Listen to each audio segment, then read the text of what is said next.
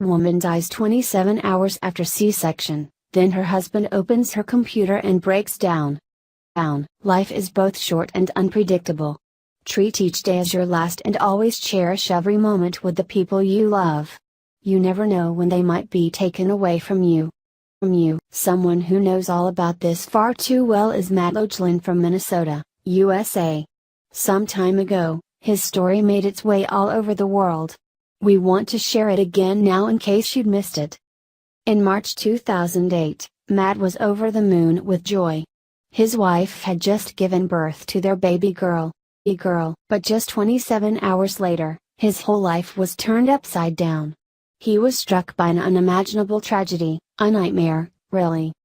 But sometime later, something possessed him to turn his computer on. That's when things started to come together and he regained his strength. It all began in high school, when Matt met Liz, in Minnetonka, Minnesota.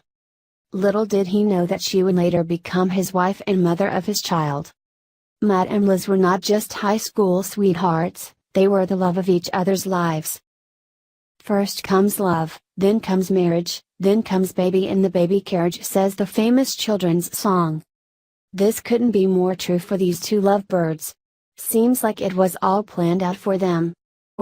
Their college years were spent mostly separately, but they preserved their love by maintaining a long-distance romance, the Star Tribune reports. Then, 8 years after they first got together, Matt proposed during a trip in Nepal.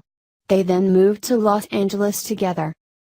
When Liz became pregnant, the couple started a blog so that their family and relatives in Minnesota could follow their journey and get updates. Liz's pregnancy was anything but easy. She was bedridden during the last 5 weeks. The doctors explained to the couple that Liz would have to have a C-section 7 weeks ahead of her due date.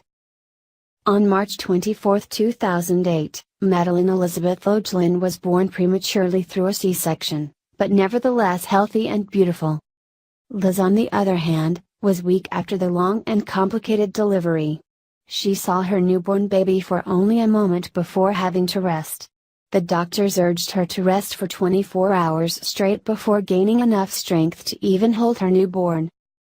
I had to split my time between Liz in her hospital room and also going to see Madeline, Matt says, speaking about that day in an interview on The Rachel Ray Show. Liz woke up the next day and the hospital staff gave the couple the green light to reunite with their newborn. Matt helped her up and she walked around the room a little. The plan was for her to sit on the wheelchair to be taken to Madeline. But she never got to the wheelchair. She collapsed right there and then. All of a sudden there were a bunch of doctors and nurses in the room and I got ushered out, Matt says. I remember 2 of them walking out of the room arm in arm and crying. I knew it then that Liz was gone. Liz died just 27 hours after giving birth. The cause was pulmonary embolism, caused by a clot in her leg that had traveled to her lungs. The doctors were unable to save her life. Many people experience the days after having their first baby as the happiest days of their lives.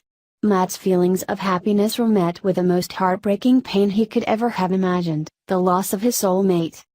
He was beyond devastated. Life without Liz was not easy. For months, Matt even slept on the couch as it was too heartbreaking for him to even enter their shared bedroom. But as time passed, the widowed dad had to somehow get on with life and be strong for his new baby girl. As he later said, it was his girl Maddie who finally got him through it. Then one day, he gained enough strength to turn on Liz's old computer. There, right in front of him, was the blog they had created together documenting the pregnancy. He decided he needed to continue writing, more than anything, to release all his pain and to heal. He needed to write for Liz's sake. And so he wrote. And kept on writing. The blog became his therapy through which he expressed the pain of losing the love of his life. It was raw and honest and thousands fell in love with his blog. Just a few months later, he was getting 40,000 readers a day. Along with it being a cathartic experience, Matt never imagined finding so much solace in the support of the thousands upon thousands of strangers who wrote him daily. It would be everything from advice on how to be a single dad, to letters of consolation. He was deeply moved. Matt's blog has since been made into a book and then a memoir called Two Kisses for Maddie, a memoir of loss and love. Matt also started a foundation, the Liz Logelin Foundation, after his late wife, which supports grief-stricken young families in their time of deepest need. Last year the Star Tribune reported that actor Channing Tatum and his production company had optioned the rights to Matt's book and story and would potentially turn it into a movie. Madeline has grown up to be a happy and clever girl. According to her father, she hasn't yet decided whether she wanted to become an artist, a space scientist, or a marine biologist when she grows up. Matt also says she is the spitting image of her late mother. Throughout her upbringing, he has made sure that Liz has been present one way or another. "We still talk about her daily," Matt tells Star Tribune. "I don't know all the answers, but for us, it's worked really, really well.